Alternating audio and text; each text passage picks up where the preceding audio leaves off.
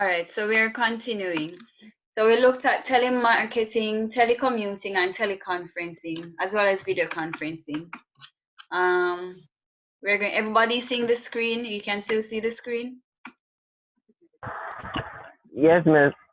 Okay, so we're moving on to electronic commerce. And remember what nobody remembered, so let me just see.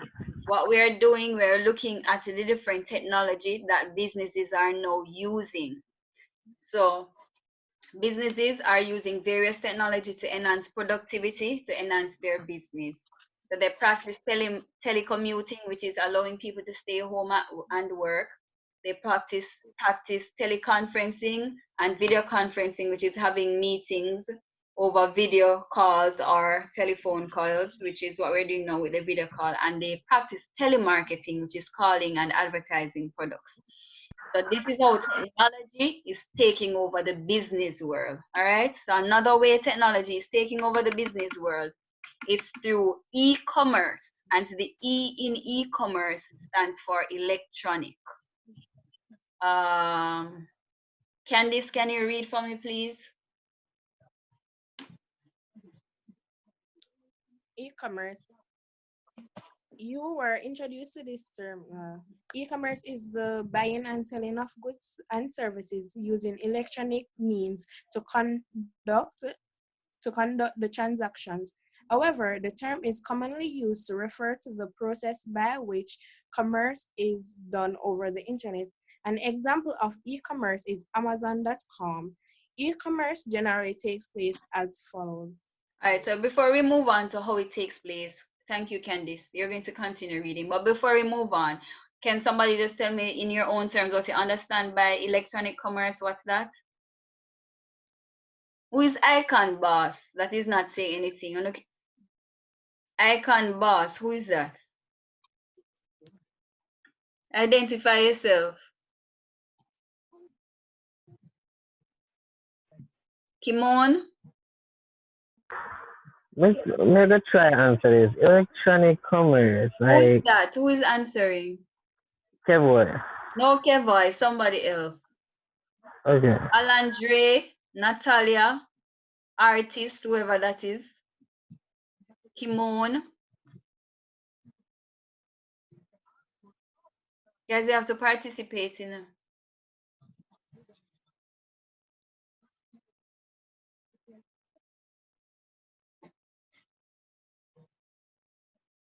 Did Patrine join us back? I don't see Patrine. Alandre. I'm most glad for this, because I can't even get to see on the face. I will laugh. Hey. Anyways, so e-commerce, electronic commerce is when you buy and sell online. And a lot of us practice this. So it gave us one example, Amazon. Tell me some other companies that uses e-commerce. Wish. Wish, good. eBay, good. Miss, what was the question again? Okay, well, you need to pay attention. All right, so electronic commerce again is one thing that a lot of companies are practicing now, buying and selling goods and services online. Amazon does this, eBay, Wish, but it's not just these kind of persons that does this. You have a lot of other companies that are practicing online buying and selling, especially now in this time that we are in. Even insurance companies have online services that you can go on. Tax offices have online services where you can go online and pay your tax, which is a service that is being offered online. So a lot of places now are having online buying and selling of whether it's a good, meaning a physical product, or a service, which is not something tangible. All right, so let's go. We're continuing. So why does it say e-commerce generally takes place as, well, this needs to go. All right, so the part here, not necessary. All right. Candice, can you continue reading? So We're moving on from e-commerce and we are going to electronic point of sale, EPOS.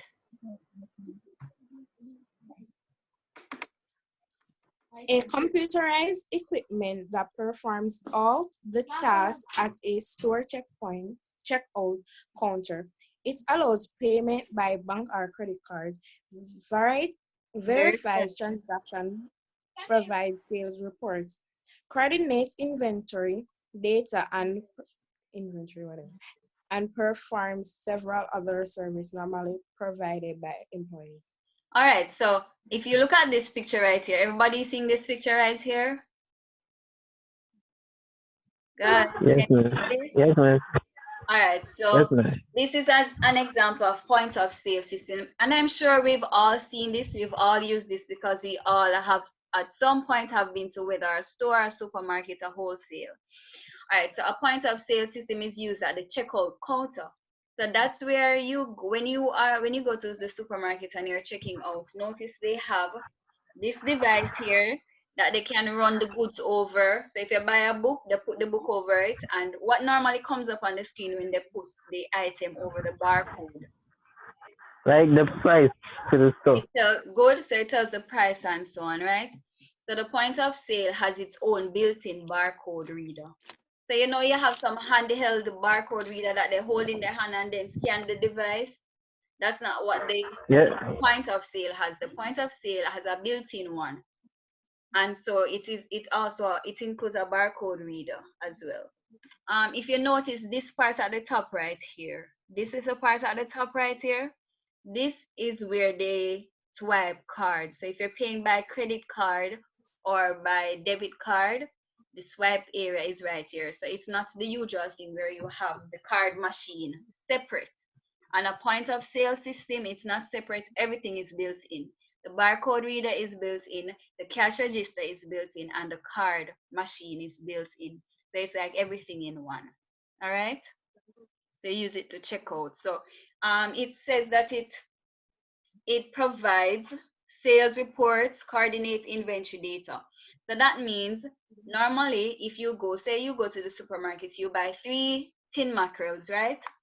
What the point of sale system does is that when the cashier scans these 3 tin mackerels, it comes up on the screen and it tells them, okay, you have 1,000 tin mackerels left in stock. So it keeps track of the goods. So it's not like you're going to send somebody in the storage to count, to say, count how much tin mackerel we have, count how much sardine we have, count how much rice we have left. Because the point of sale system is designed in such a way that it actually coordinates this and it tells you how many of what you have is there. Follow? Hola. Yes, ma'am. Yes, ma'am. All right, so we are finished looking at business. So again, we are looking at how technology impacts various jobs, how technology impacts various skills. And the first area we looked at was business, and we said that business is now technology is increasing productivity and so on. They're using various technologies such as telecommuting, teleconferencing, video conferencing, telemarketing, electronic commerce, electronic point of sale system. All right. And now we are moving. So we're finished with the business industry. We are moving now to the manufacturing industry. What do you think? Manufacturing. Manufacturing has to do with what? What is manufacturing?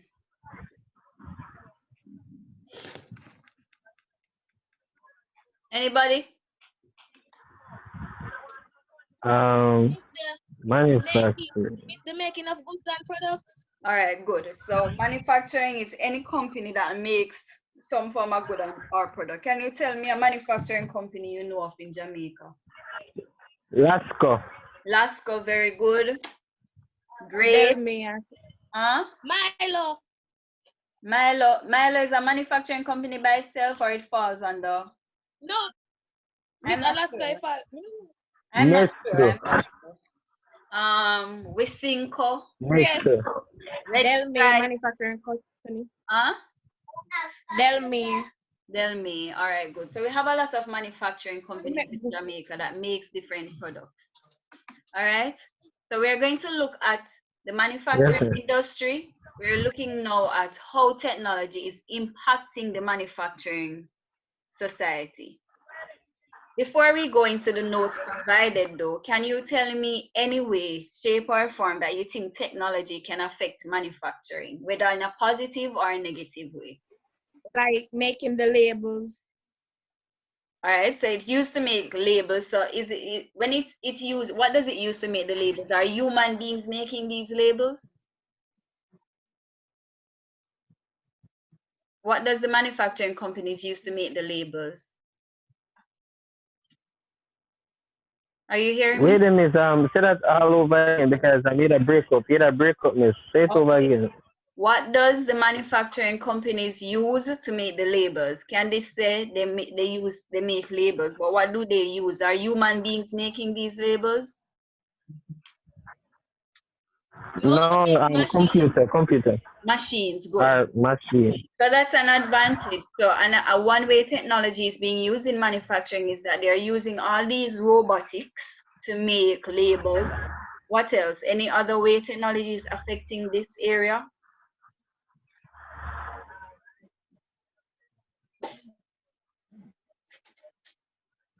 Do you think that human beings are making the sausages and the sardine and the tin mackerel and all of those things that Grace make?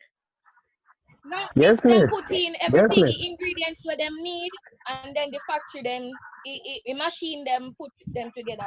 So it's the machines that make these things, right? So what do you think would happen if these things were being made by human beings? Miss them with a short something, and you that slow, that take long. All right, good. So it would be slow. It would move. They would move slower, and then all the tin mackerel would not taste the same way because I cook differently, and so I might put extra pepper in mine. Somebody might put extra tomato sauce in theirs. Some people might think, oh, I don't want to put 3 pieces in there. I'm going to put 5 because the people need more for their money. So it would not be balanced. So they use You machine. say breakup badness. Huh? All right, so let's look at what it says. Manufacturing industry. Yeah, breakup Factory badness. a break up. I'm breaking up internet.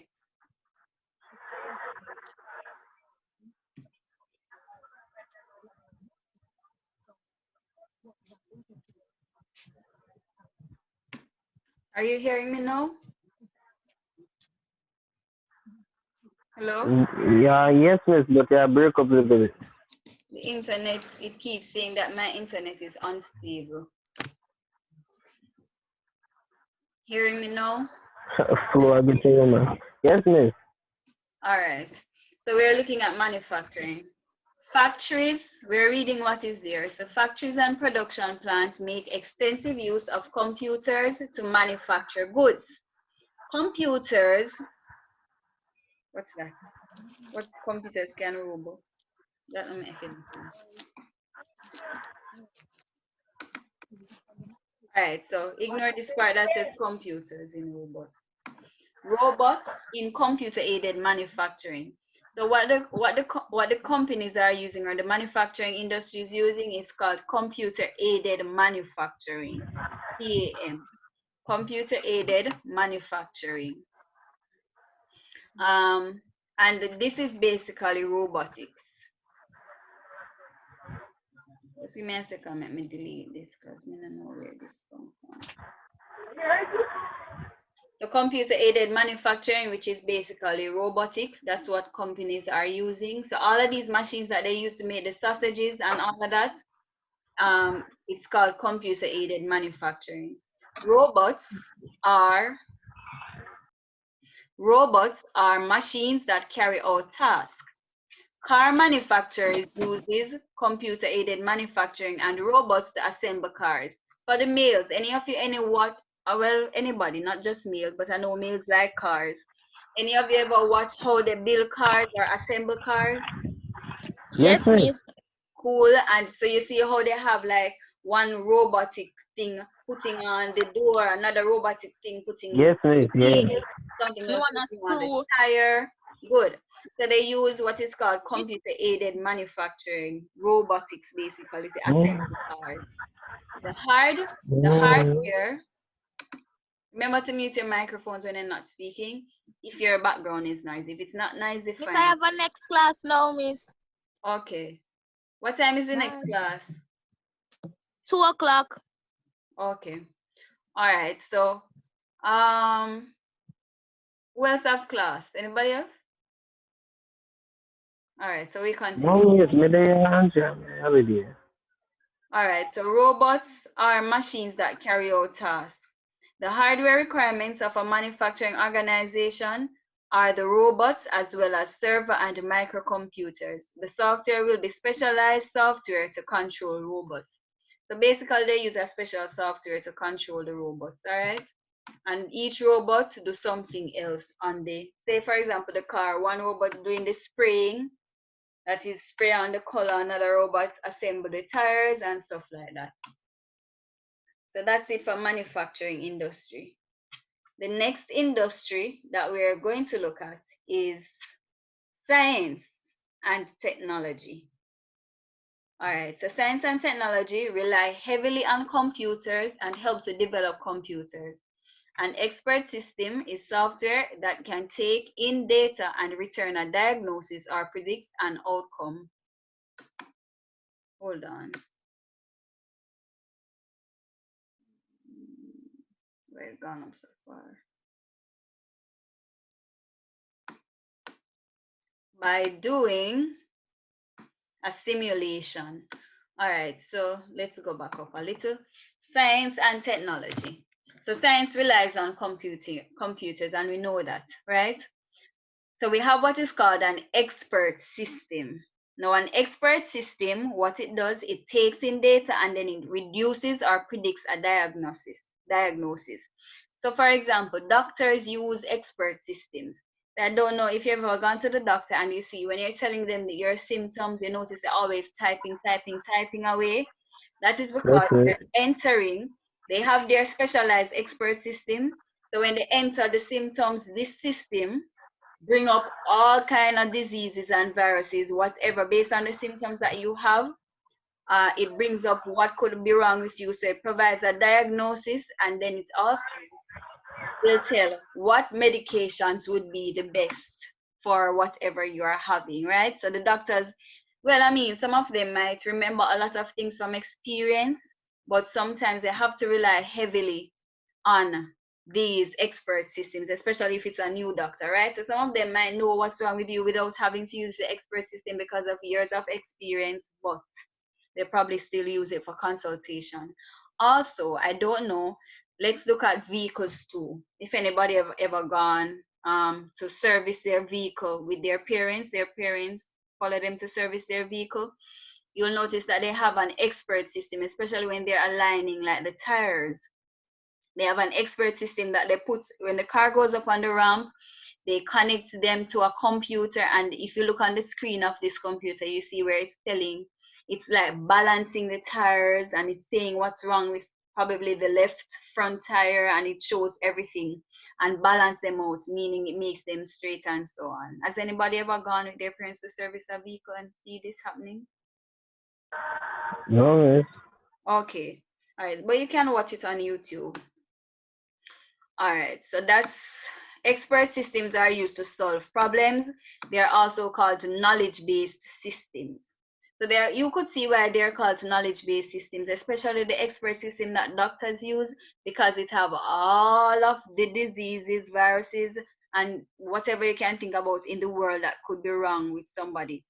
So the expert system is a knowledge-based system because they work by comparing data against a large database of information. All right.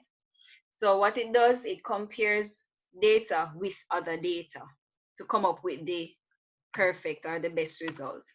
So here are some places that are some areas that expert systems are used in. The first one is weather stations. Weather stations use software that can analyze the current weather conditions to predict what the weather will be like over a few days. All right. So the weather stations, wherever these are located, and we do have weather stations in Jamaica, they use it to predict weather, climate, or what is going to happen. Is there going to be rain tomorrow or in the next few days?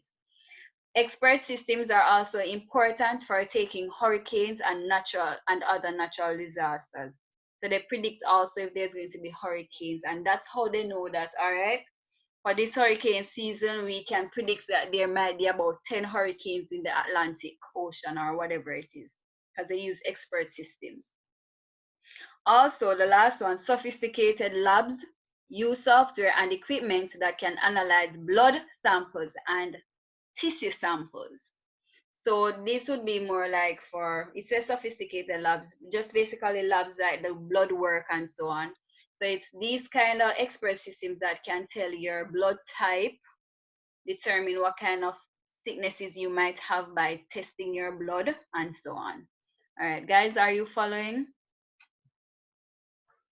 Oh yes, miss. Following? All right.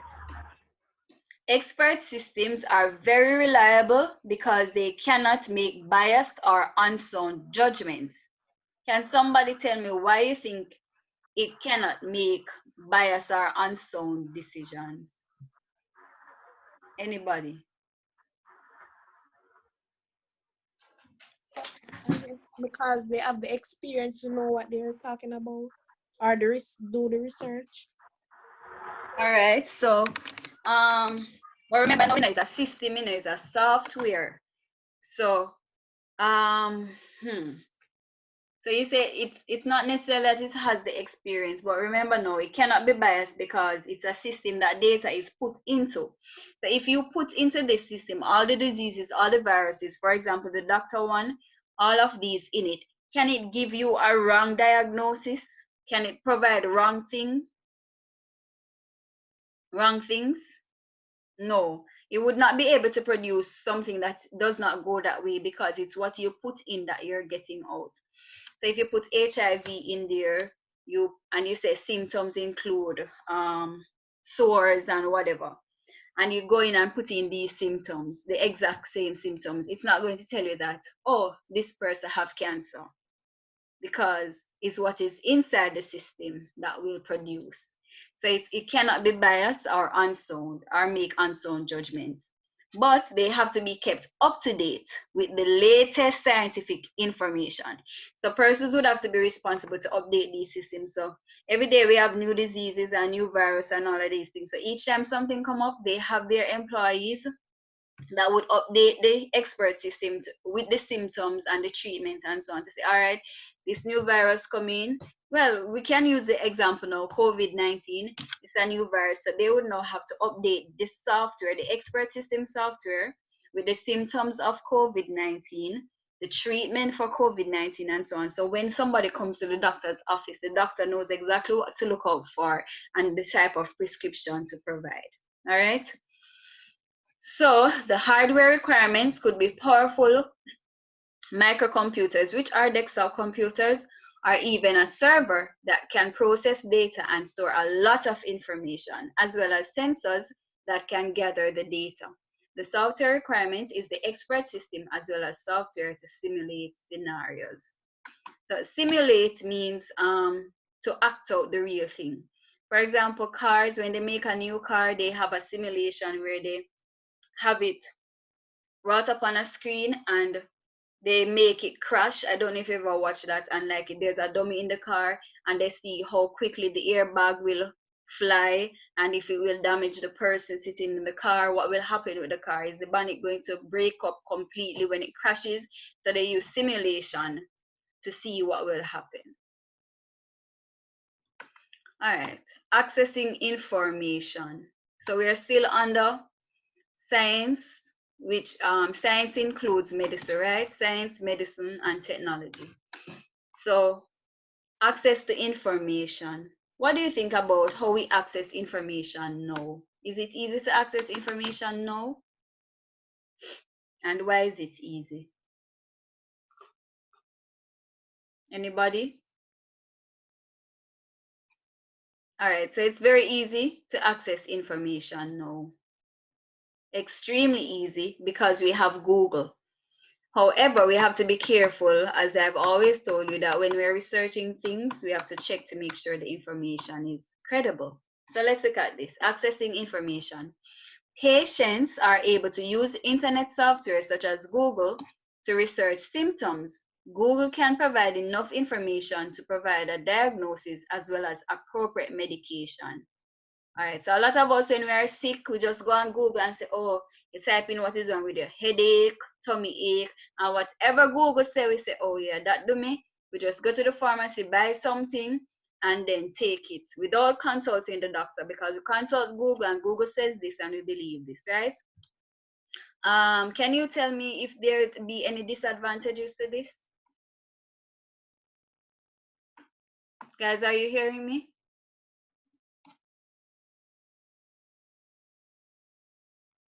Hello?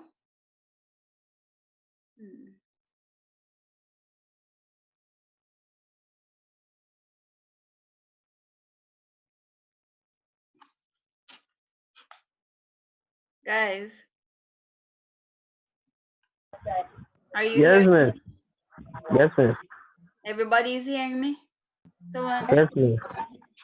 all right. So the question is, how does increased self-diagnosis impact the quality of healthcare?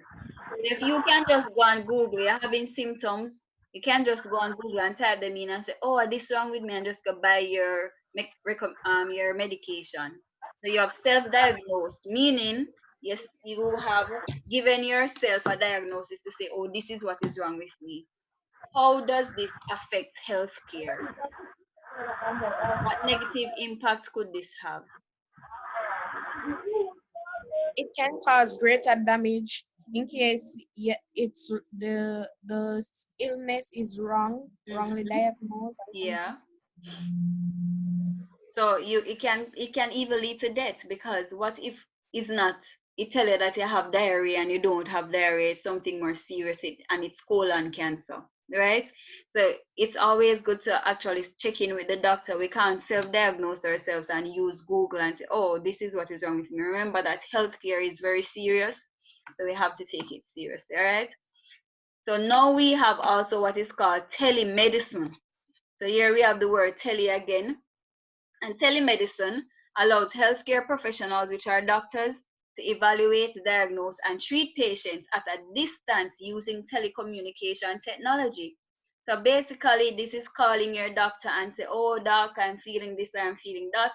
And the doctor diagnose and treat you on the phone. Can somebody tell me a disadvantage of this?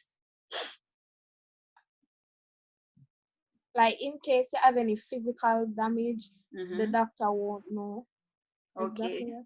Because you're using the phone. And what if what you're saying is not even true? The doctor should need to see you to actually be able to determine what is really wrong with you, all right? The next one is called e-health.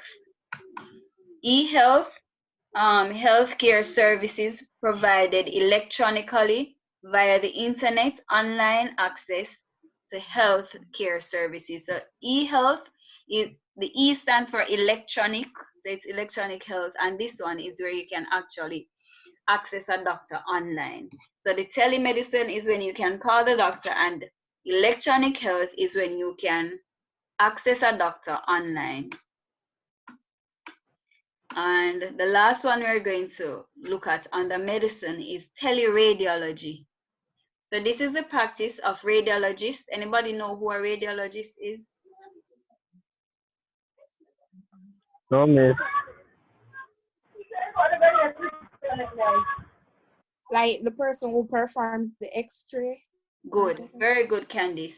So radiology has to do with x-raying various parts of the body, right? So teleradiology is the practice of radiologists interpreting medical images while not physically where you are. So it works like this. Say, for example, in Jamaica, somebody break a particular area of their body and the x-ray is done, right? Maybe the doctor is not able to interpret it properly, so they can call their friend, probably say in Japan, and send them the images and ask them to look at it, and maybe they'll have a better idea of what is wrong with the person. So they talk over the phone, discuss it, and then that person helps them to interpret what is happening with the person. All right, so that's what teleradiology is. Let me see, where are we? So we won't get to finish this today because we'll soon end. So education though, I'm going to allow you to talk about this one. How is technology affecting or impacting education?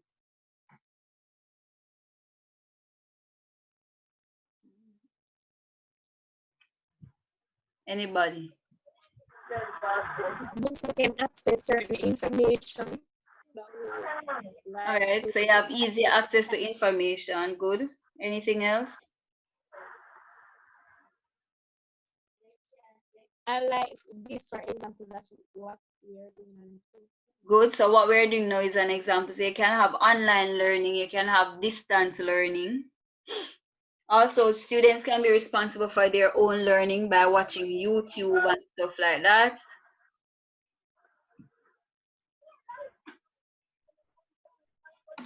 All right, so schools, universities, and other educational institutions use computers in several ways. One, they use educational software to help students understand a subject better, such as using some form of computing software to simulate science experiments, so to make you feel as though you're doing this for real.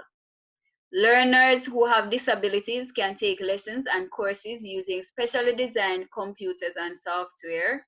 Screen readers can read out the text on a computer screen to visually impaired students. So somebody is blind, they can use computers that actually read to them. Any person can take e-learning course at home in their own time on a computer with internet access. So this is e-learning, learning online, distance learning. Students can do research on the internet and put together projects using software such as Microsoft Word and so on. Students can work in groups without being in the same location. So I could give you a group work now and give you a password for Zoom, and you guys could meet on Zoom to do an assignment without actually being physically in the same space. All right, computers hold records and staff of students. So computers can be used to store students' data and information. The increased use of technology in education has led to increased plagiarism. Now, plagiarism is a practice of taking someone else's work or idea and passing it off as your own. For example, you get an assignment and you go on Google, you research. Say you get a social studies assignment to research or history of music, right? You take off the information, you use Wikipedia, and you copy everything that Wikipedia said, which is not a credible source, by the way. Copy everything that Wikipedia said and just paste it and print it and take it to the teacher. It becomes plagiarism because you did not say that you got it from Wikipedia. So you pretend like, oh, all of this is my work. I just wrote this, wrote this, nobody helped me. So in order to reduce plagiarism, it is important that you say where you got the data from. So you cite your source. So you say, according to wikipedia.com, in 2019, music was blah, blah, blah, blah. So you're giving credit to wikipedia.com, stating that you got the information from Wikipedia. So you're not passing it off like it's your own work or it's your own words. All right. So because of technology and students can just research things, we have plagiarism. And by the way, plagiarism is very serious in university. You can be expelled for plagiarizing. See that? Yes, sir, for that.